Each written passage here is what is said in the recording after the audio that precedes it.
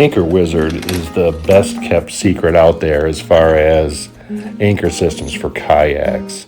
They have the trolley systems, and I do like those, but they're much more labor intensive and difficult when you're trying to fish or other activities. There are a few things you have to know about installing these, and as you'll see in the next screen here, the best way to do this is to install the crank first, get it lined up and install that. Then install the anchor housing and then the rigging. When I installed mine initially, I was going to put it on a track. I'm glad I didn't do that. I thought I'd be taking the thing on and off, and honestly, I just ended up installing it right to the boat.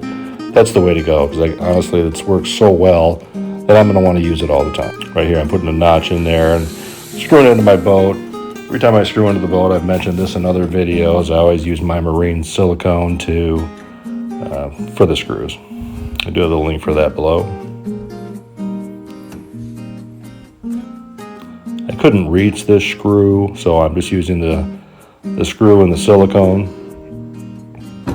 I'll end up putting 5 screws to screw the crank down. I was able to reach the rear end. You can see I had a wing nut there, and it actually worked pretty good. When I reach into the boat like I am here, it's kind of tough to get a wrench in there, but it was a lot easier just to grab hold of a wing nut and tighten it. You can see I'm pointing to the other spot where I put a wing nut, so that's 2 wing nuts and 3 bolts. All of them have the silicone. And the second step, you're going to want to install your anchor housing or your anchor chute. That's where I put my 2 screws.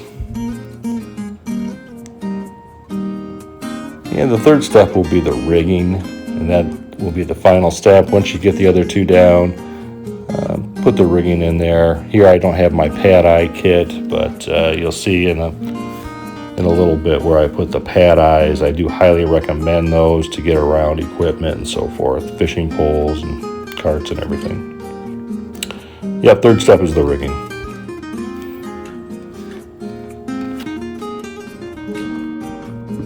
And you can see right here I'm using the unit. If you just reduce the tension, the anchor will fall. And then you just need to crank it up. You'll see the anchor coming up slowly. There it is. So I just got done fishing and wasn't too successful catching any fish, but the Anchor Wizard was very successful. I do need to put the pad eyes in. You can see my cart and my fishing pole, so I'm going to put pad eyes right here and somewhere really down here,